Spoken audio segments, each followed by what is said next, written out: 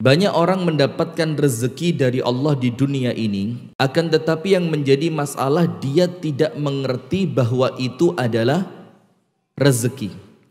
Dia tidak faham bahwa tidak semua orang mendapatkan seperti yang ia dapatkan. Dia tidak memahami bahwa ketika rezeki itu oleh Allah dicabut, dia akan merasa kehilangan dan kemudahan hidupnya akan berkurang. Nah, contoh begini. Kebanyakan orang di dunia ini mereka menganggap rezeki itu apa? Materi atau uang gitu kan. Dia menganggap rezeki itu ya uang. Padahal uang itu belum tentu rezeki apabila uang itu menjadikan kita jauh dari Allah. Pada hakikatnya setiap nikmat yang Allah karuniakan itu belum menjadi nikmat kecuali setelah nikmat itu menjadikan kita semakin dekat kepada Allah. Nah, sementara sekarang ibu-ibu yang dirahmati oleh Allah, ada rezeki-rezeki yang ternyata kita oleh Allah diberi, ternyata rezeki itu kita ingkari. Seakan-akan ini bukan rezeki. Kalaupun Anda tidak dapat yang lain, Anda mengira Allah kok tidak ngasih rezeki sama saya. Padahal rezeki itu di depan mata, tapi Anda mengingkari itu sebagai rezeki. Seakan-akan Anda tidak dapat rezeki. Nah, sekarang nomor 1. Ada beberapa. Tulis nomor 1. Al-usrah as-sa'idah. Apa itu? Keluarga yang nyaman, tentram, damai, sejahtera dan bahagia. Ini rezeki yang kita lupa bahwa ini apa? Rezeki. Kita lupa punya orang tua itu rezeki. Kita lupa punya kakak dan adik itu rezeki. Kita lupa punya pasangan hidup suami ataupun istri itu adalah rezeki. Kita lupa punya anak-anak keturunan yang Masya Allah menyenangkan, itu adalah rezeki. Akhirnya keluarga ini kita ingkari bahwasannya itu merupakan rezeki. Kita anggap keluarga bukanlah rezeki. Contoh, Anda cek di dalam hadis yang sahih riwayat Imam Muslim. Jadi salah satu bentuk rezeki yang kita ingkari itu apa?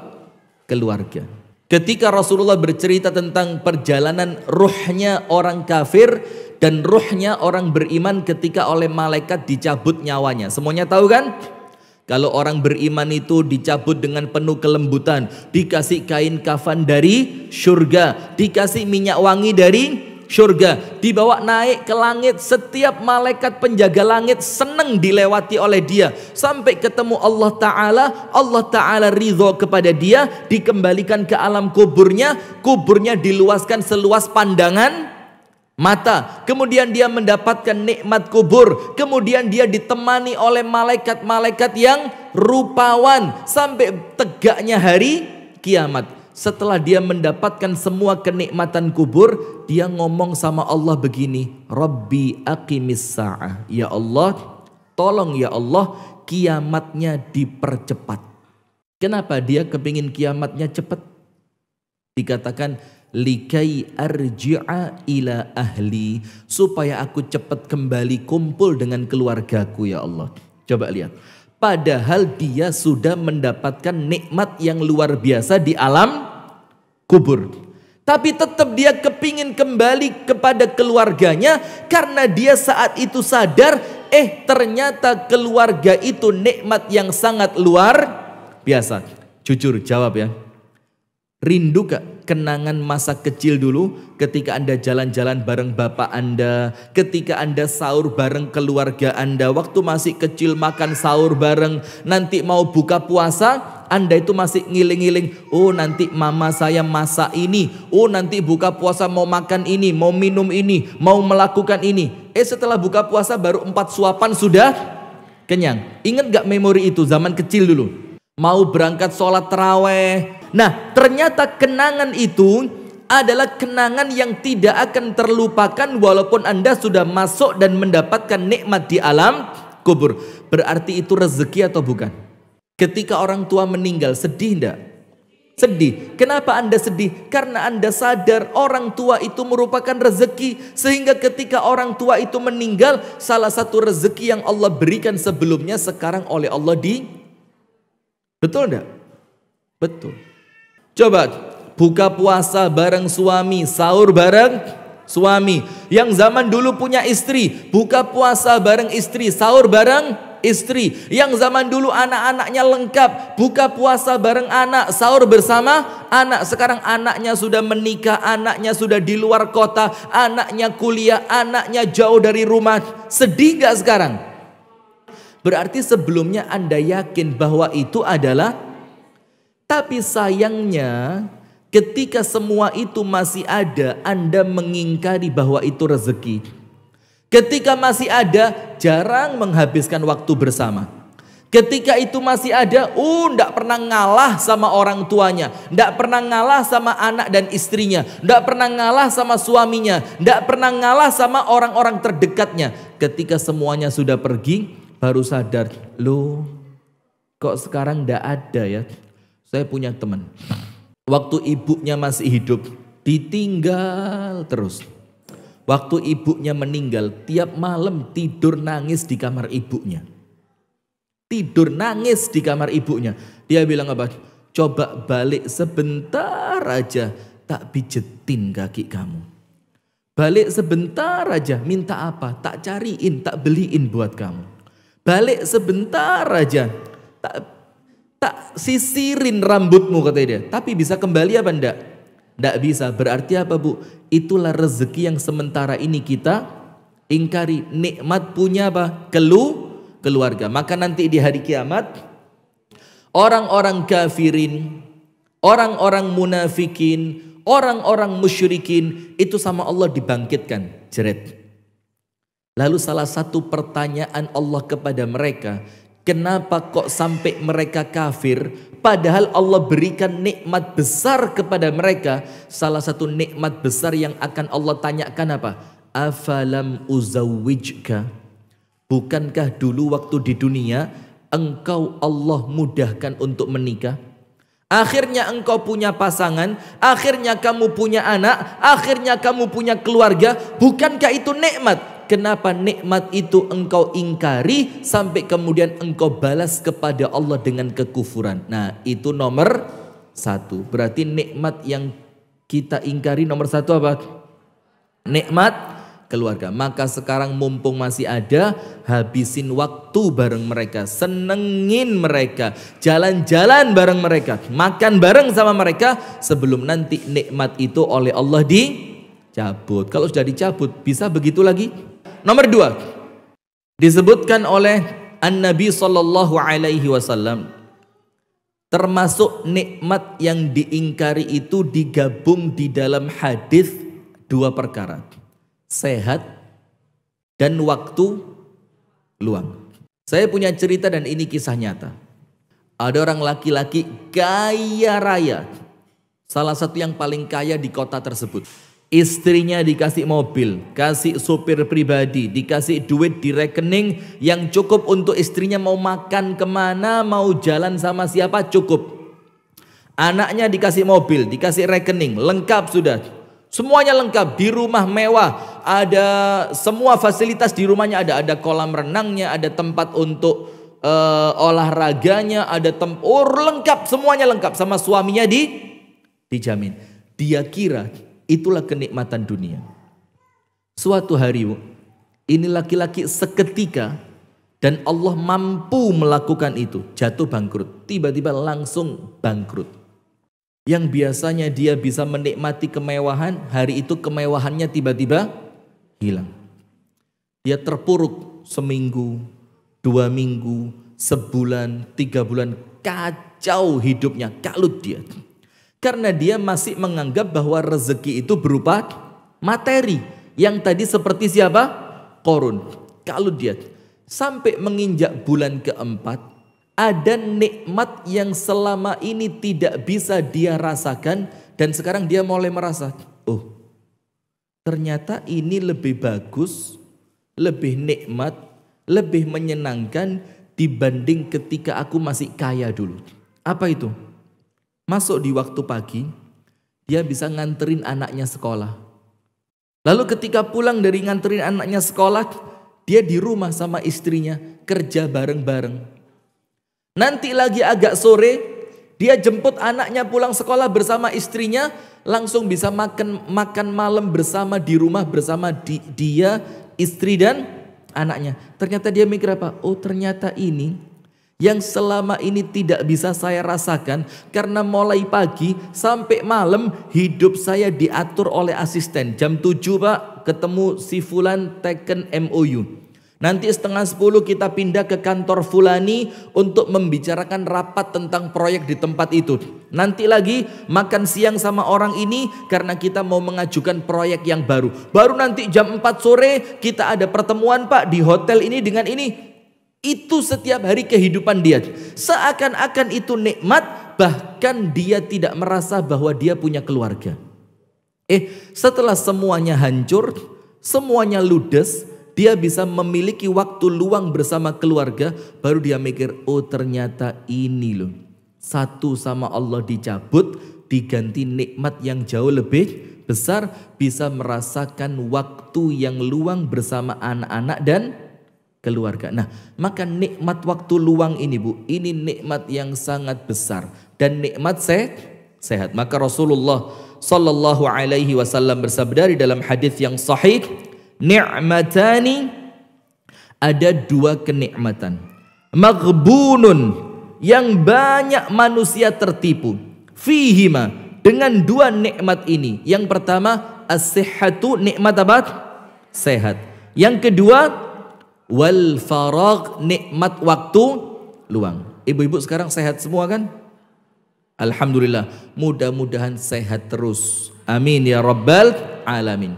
Nah, itulah kenapa mumpung sehat seperti ini Bu, sering-sering datang ke rumah sakit. Nah, maksudnya apa datang ke rumah sakit Bu? Ngelihat ketika Anda sedang sehat, lihat loh di sebelah sana banyak orang yang terpuruk sedang sakit. Tapi saya sarankan Bu, kalau datang ke rumah sakit untuk Anda menyadari nikmat sehat, itu datang ke rumah sakit jangan yang VIP, jangan kelas 1, jangan rumah sakit kelas 2, tapi datang ke rumah sakit bagian bangsal. Yang satu ruangan isinya 18 orang. Yang jaga pakai karpet tipis, tidur di bawah, bawa termos, bawa bantal, bawa nasi dari luar. Itu Bu, baru kerasa betul ternyata sakit itu tidak enak.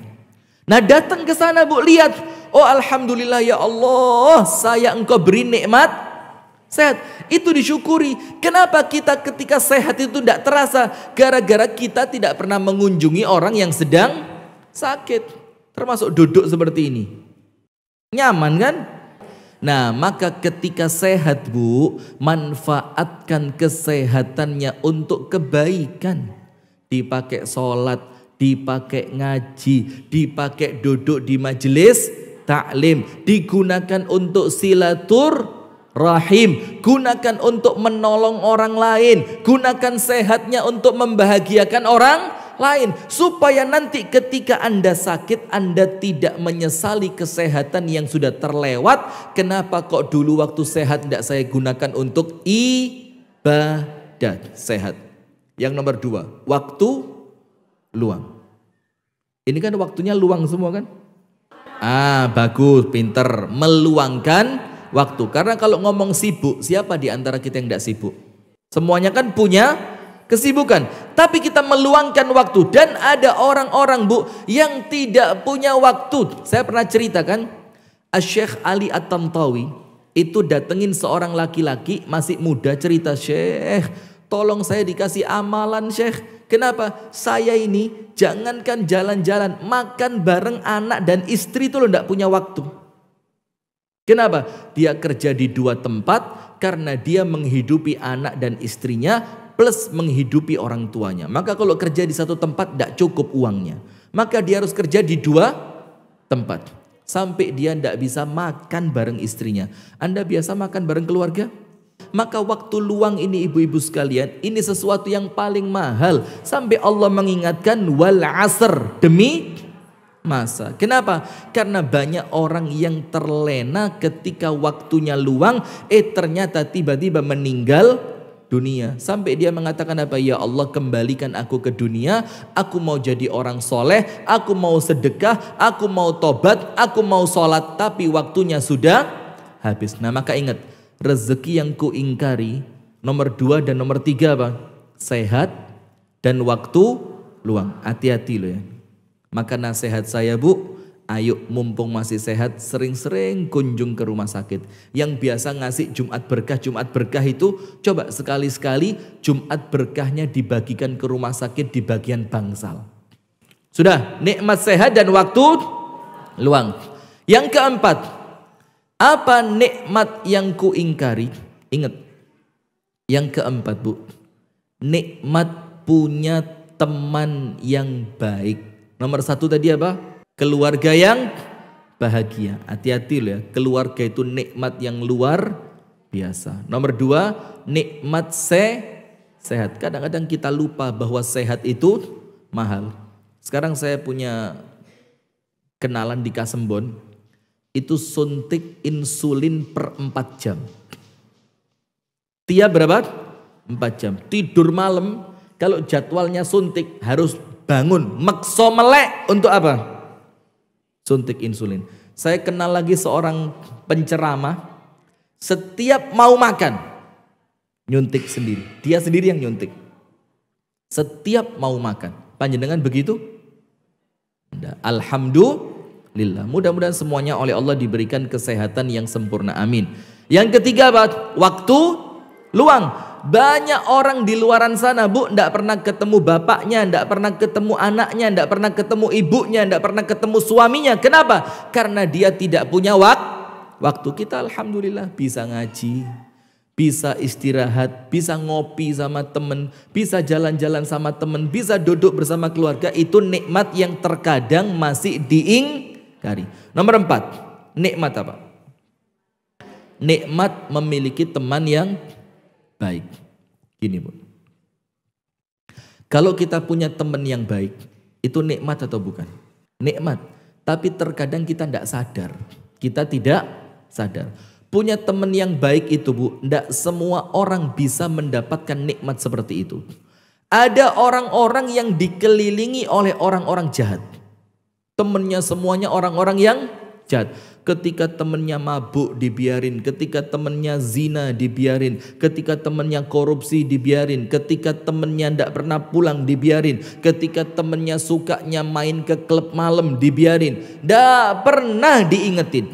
Maka Sayyiduna Umar radhiyallahu taala anhu itu mengatakan, ketika kamu punya teman yang temanmu itu senantiasa mengingatkanmu akhirat, mengingatkanmu kepada Allah, mengingatkanmu untuk ibadah, mengingatkanmu untuk tobat, apa kata Sayyiduna Umar? Pegang tangannya dan jangan dilepas. Karena itulah hakikatnya teman yang mendatangkan kebaikan.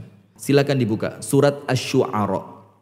Dalam surat Asy-Syu'ara silakan dibuka pada ayat yang ke-100 sampai 102. Dikatakan bahwa kalau Anda di dunia punya teman yang baik bu, itu adalah nikmat yang akan disesali ketika nikmat itu tidak disyukuri. Maka nanti di hari kiamat, setelah semua syafaat selesai. Syafaat itu apa sih? Pertolongan untuk seorang manusia dikeluarkan dari api neraka. Syafaatnya para nabi dan rasul selesai, habis. Syafaatnya orang-orang yang mati syahid selesai dan sudah habis. Syafaatnya para malaikat selesai dan sudah habis. Syafaatnya anak-anak yang soleh selesai dan sudah habis. Pokok semua syafaat sudah habis. Ternyata ada orang yang dikeluarkan dari api neraka tuh. Lalu penghuni-penghuni neraka yang lain tanya, asyafa'ahun nabiyun, apakah dia dapat syafaat dari para nabi? Dibilang sama malaikat penjaga neraka, enggak. Syafaatnya para nabi sudah habis. Ditanya, apakah dia mendapatkan syafaat dari para malaikat? Malaikat jawab enggak. Malaikat syafaatnya sudah habis. Ditanya lagi, apakah dia mendapatkan syafaat dari anaknya yang soleh? Dibilang dia enggak punya anak yang soleh. Habis. Ditanya lagi, apakah dia mendapatkan syafaat dari orang-orang yang mati syahid? Dibilang enggak, dia enggak punya teman-teman yang mati syahid. Terus ditanya, terus dia dapat syafaat dari siapa? Dijawab oleh malaikat, dia mendapatkan syafaat dari temannya yang soleh. Maka ibu-ibu sekalian, ingat, kenapa sih kita ingatkan tentang nikmat yang kita ingkari? Supaya kita mensyukuri dan jangan sampai kufur. Karena kalau nikmat itu tidak disyukuri, maka nikmat akan menjadi azab. Hati-hati bu ya. Sementara kalau disyukuri oleh Allah, nikmatnya akan ditambah. Berarti rumah tangga yang baik, punya suami, punya istri, punya orang tua, punya anak, nikmat bukan?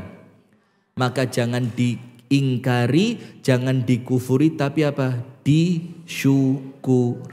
Sehat, nikmat bukan? Nikmat. Maka gunakan sehatnya untuk taat, supaya dengan taat itu bentuk syukurnya kita kepada Allah. Jangan dilupakan waktu luang, nikmat atau bukan? Maka isi waktu luangnya untuk kebaikan, supaya waktu luang itu kita syukuri, bukan malah dikufuri. Nomor 4, teman yang baik. Maka kalau punya teman yang baik bu, wes dieman-eman, jangan disakiti, jangan dirasani. Kalau dia butuh bantuan cepet-cepet dibantu, kalau dia sakit cepet-cepet dikunjungi. Karena teman yang baik itu nikmat yang mungkin sementara ini masih kita ingkari. Yang terakhir apa?